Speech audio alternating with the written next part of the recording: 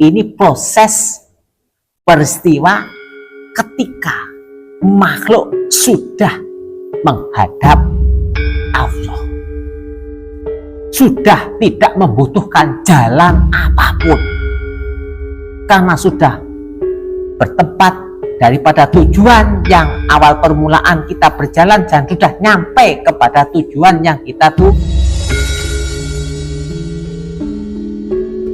sudah menghadap Allah, berarti sudah tidak membutuhkan suatu jalan, tinggal menghadap dan bersaksi dan menyaksikan dengan segala keyakinan dengan bukti keberadaan daripada Allah Subhanahu wa ta'ala. Berarti syariat tarekat ini terletak kepada bagaimana kita menuju berusaha untuk nyampe menghadapnya kita kepada Allah. Tapi kalau sudah menghadapnya kita kepada Allah sudah terjadi, maka di antara ini tadi sudah tidak kita jalankan lagi. Hati-hati di posisi ini ya, sudah tidak kita jalankan lagi karena kita sudah menghadap Allah Subhanahu wa ta'ala. Hati-hati Pak, jangan sampai keliru memaham, karena ini sudah masuk di ranah rasa ketuhanan. Jadi jangan sampai keliru memaham. Ketika sudah masuk di ranah ketuhanan, maka apa yang kita rasakan semuanya yang ada kekuasaan daripada Allah Subhanahu wa ta'ala, yang melihat, yang mendengar, dan yang menyaksikan, dan yang menjadikan, dan apa yang ada pada sesuatu hal yang ada, semuanya dengan satu nama, yaitu keberadaan daripada Allah Subhanahu wa ta'ala. Jangan sampai keliru memaham, karena sampai keliru memaham kita sudah tidak akan sholat lagi, puasa lagi, zakat lagi, atau haji lagi.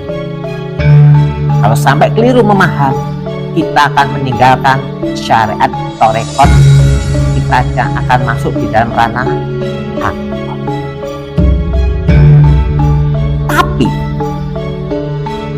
Tapi bagaimana kita merasakan daripada rasa keberadaan daripada ketuhanan? Karena dari rasa keberadaan daripada ketuhanan, Allah juga merasakan keberadaan daripada kemakhlukan.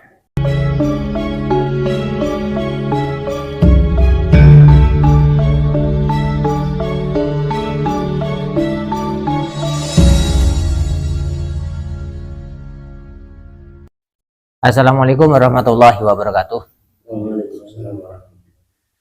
Asyhadu alla ilaha illallah wa asyhadu anna Muhammadar Rasulullah, la haula wala quwata illa billahil aliyil azim, ila hadratin Nabi Mustafa Muhammad sallallahu alaihi wasallam. Al-Fatihah. A'udzu billahi minasyaitonir rajim. Bismillahirrahmanirrahim. Iyyaka na'budu wa iyyaka nasta'in. Shiratal mustaqim. Shiratal ladzina an'amta 'alaihim.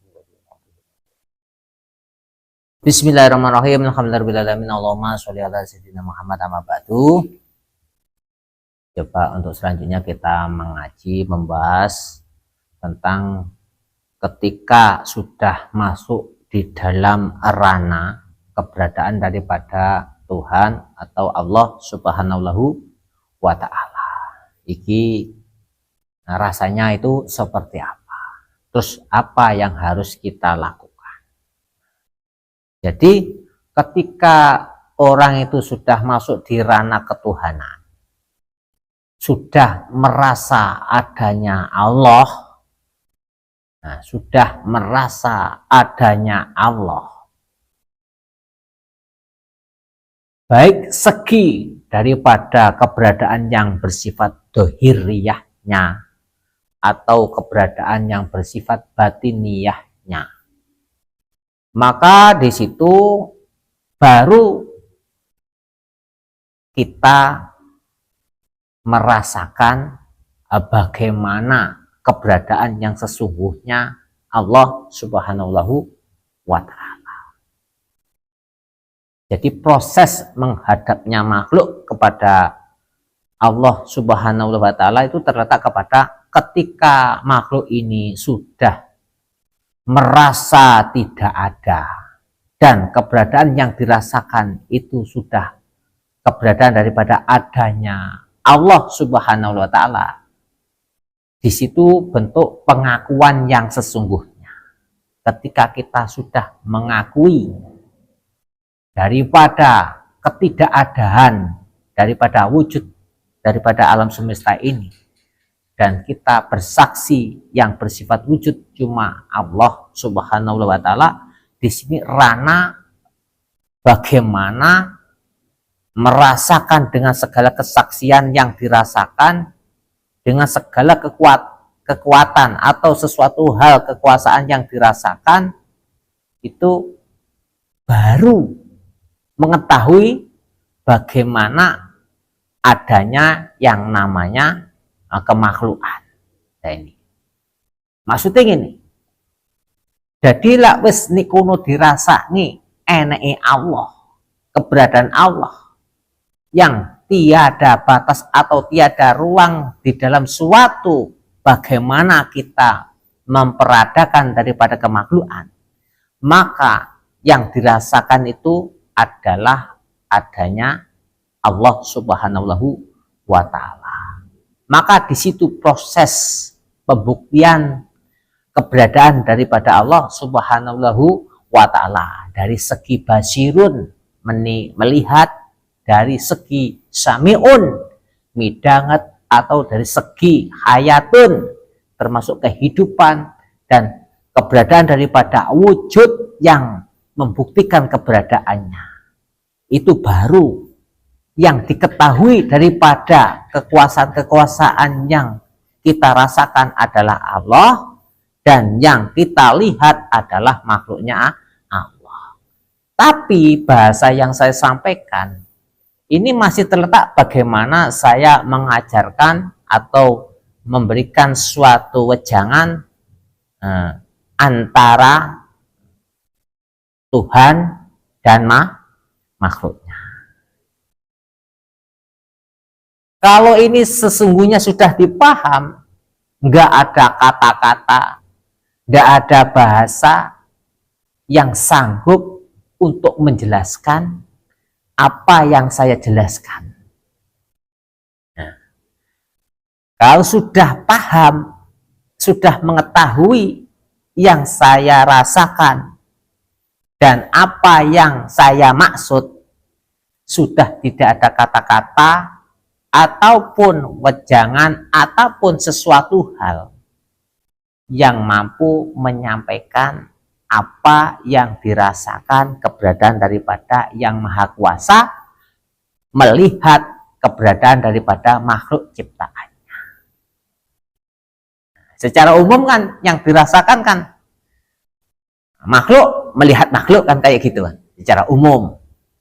Tapi secara ketika orang sudah masuk di ranah ketuhanan, sudah tidak ada kemanusiaan, sudah tidak dalam semesta, maka yang melihat dan yang mendengar dan yang menyaksikan harus wajib dirasa, dilillahi ta'alakan dengan keberadaan daripada Allah yang maha kuasa. Ini paham ya maksud dari kata-kata saya ya. Jadi ini masih tahapan saya menjelaskan ya. Saya ini menjelaskan. Jadi saya tidak bisa masuk di ranah ketuhanan. Tapi saya bersaksi siapa yang kalam ini adanya Allah, Tuhan semesta alam. Nah, sebenarnya kalau sudah masuk di ranah ini, yang ada cuma kesaksian, kekuasaan, keberadaan daripada adanya Allah, menyaksikan alam semesta sebagai makhluk ciptaannya. Ini kalau sudah tahapan seperti ini sulit ini. Saya bisa menjelaskan ini sulit. Kenapa? Yang ada, yang dirasakan itu sudah adanya Allah. Dan Allah ini kuasa menjelaskan. Dan Allah ini kuasa menjelaskan. Tapi Allah juga kuasa tidak memberikan suatu kejelasan. Ini bahasa yang bagaimana? Ini sulit untuk disampaikan. Jadi tahapan ini memang tahapan yang tersulit. Bagaimana untuk rasa yang disampaikan diwakili dengan suatu maksud yang disampaikan dengan jalan suatu kata-kata. Karena ini sudah masuk di ranah ini wajah tuh wajah iya lilladzi. Jadi sudah tidak di jalan lagi ini. Ini sudah menghadap, menurut. Jadi yang dimaksud ini sudah menghadap. Kalau sudah menghadap, berarti sudah tidak butuh jalan. Berarti sudah tidak butuh perkataan, kalam, penjelasan, ataupun apapun. Karena sudah bersaksi.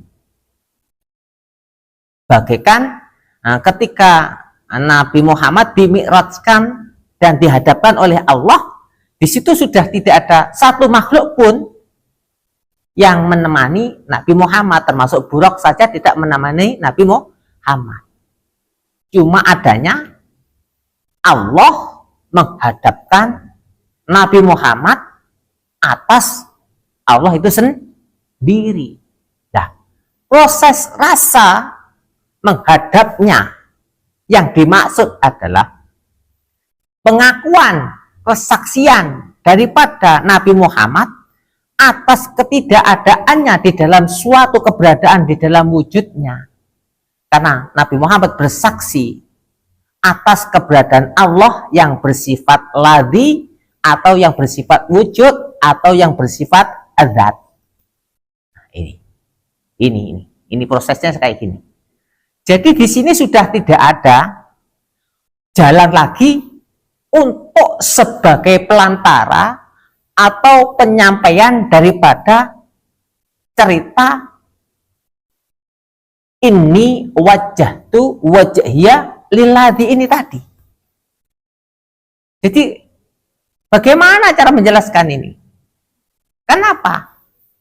Kalau sudah masuk di ranah rasa yang ada Allah, kesaksian yang sesungguhnya daripada kesaksian yang maha kuasa yang ada cuma Allah, dengan kalimat la ilaha illallah-nya, maka di sini akan disampurnakan dengan kalimat tauhid la ilaha illa ana.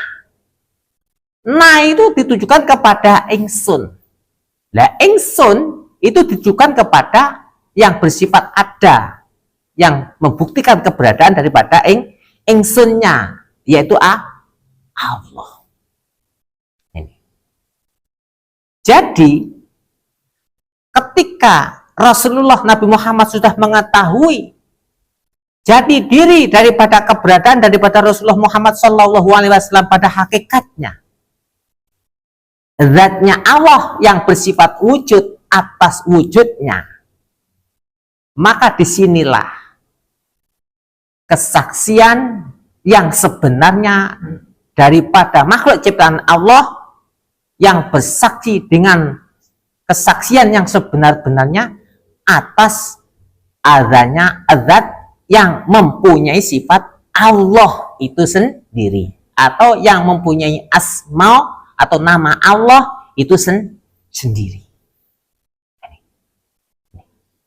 Ini prosesnya yang harus dirasakan kita semua seperti ini.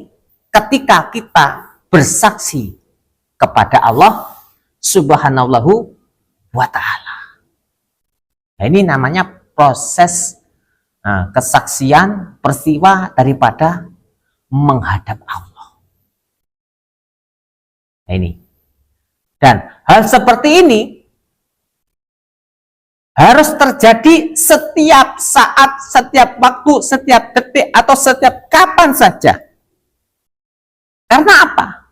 Afdhalu dzikri fa'lam annahu la ilaha illallah. Kita harus menjadi sesuatu hal yang utama dalam rangka kita bersujud atau bersaksi menghadap Allah. Ini. Jadi posisi-posisi yang seperti ini, Pak. Posisi yang seperti ini cuma ada bagaimana kita bersaksi dan menyaksikan keberadaan daripada Allah. Bukan keberadaan daripada yang menghadap Allah. Ketika sudah bersaksi atas yang dihadapi, maka ketika sudah lillah daripada yang menghadap, maka yang menghadap dengan yang dihadapkan pada hakikatnya satu wujud yang sama. Jadi makhluk cuma terletak kepada cerita daripada keberadaannya, pada hakikatnya cerita itu dijadikan oleh yang ada, yaitu Allah Subhanahu wa Ta'ala. Kalau ini dipaham, jadi tahapan rasa-rasa ini yang sudah bersaksi dengan sesungguhnya kesaksian yang bersifat dohir dan batin, maka di sini tidak ada ruangan yang mengadakan selain Allah. Tidak ada ruangan yang menyaksikan atau bersaksi selain kepada Allah. Dan tidak ada sesuatu hal keyakinan yang di situ yang secara la haula wala quwata illa billah selain kepada Allah. Ini proses peristiwa ketika makhluk sudah menghadap Allah, sudah tidak membutuhkan jalan apapun, karena sudah bertempat daripada tujuan yang awal permulaan kita berjalan dan sudah nyampe kepada tujuan yang kita tuju. Sudah menghadap Allah berarti sudah tidak membutuhkan suatu jalan. Tinggal menghadap dan bersaksi dan menyaksikan dengan segala keyakinan dengan bukti keberadaan daripada Allah Subhanahu wa Ta'ala. Ya, ini berarti syariat tarekat ini terletak kepada bagaimana kita menuju berusaha untuk nyampe menghadapnya kita kepada Allah. Tapi kalau sudah menghadapnya kita kepada Allah sudah terjadi, maka di antara ini tadi sudah tidak kita jalankan lagi. Hati-hati di posisi ini ya. Sudah tidak kita jalankan lagi karena kita sudah menghadap Allah Subhanahu wa Ta'ala. Hati-hati Pak. Jangan sampai keliru memaham, karena ini sudah masuk di ranah rasa ketuhanan. Jadi jangan sampai keliru memaham. Ketika sudah masuk di ranah ketuhanan, maka apa yang kita rasakan, semuanya yang ada kekuasaan daripada Allah Subhanahu wa Ta'ala, yang melihat, yang mendengar, dan yang menyaksikan, dan yang menjadikan, dan apa yang ada pada sesuatu hal yang ada, semuanya dengan satu nama, yaitu keberadaan daripada Allah Subhanahu wa Ta'ala. Jangan sampai keliru memaham, karena sampai keliru memaham, kita sudah tidak akan sholat lagi, puasa lagi, zakat lagi, atau haji lagi. Kalau sampai keliru memaham, kita akan meninggalkan syariat torekot, kita akan masuk di dalam ranah hakikat.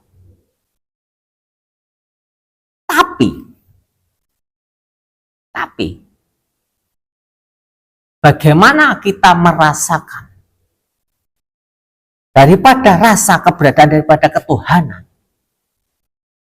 Karena dari rasa keberadaan daripada ketuhanan, Allah juga merasakan keberadaan daripada kemakhlukan.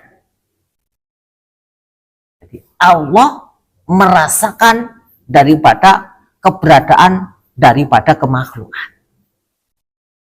Jadi yang merasakan manusia, merasakan alam semesta pada hakikatnya, yang kuasa merasakan dan menyaksikan dan membuktikan keberadaan ciptaannya adalah Allah itu sendiri. Mohon dipaham, jangan dicampur aduk antara syariat tarekot dengan hakikatnya. Kalau sudah menghadap Allah, berarti kita sudah tidak membutuhkan jalan yang kita lalui pada awalnya. Tapi di sisi lain, Allah juga menyaksikan keberadaan daripada kesaksian daripada Allah atas Allah menciptakan jalan yang kita lalu. Muga-muga jenengan dikai pemahaman nggih. Wasikum wa nafsi bidzallah. Assalamualaikum warahmatullahi wabarakatuh.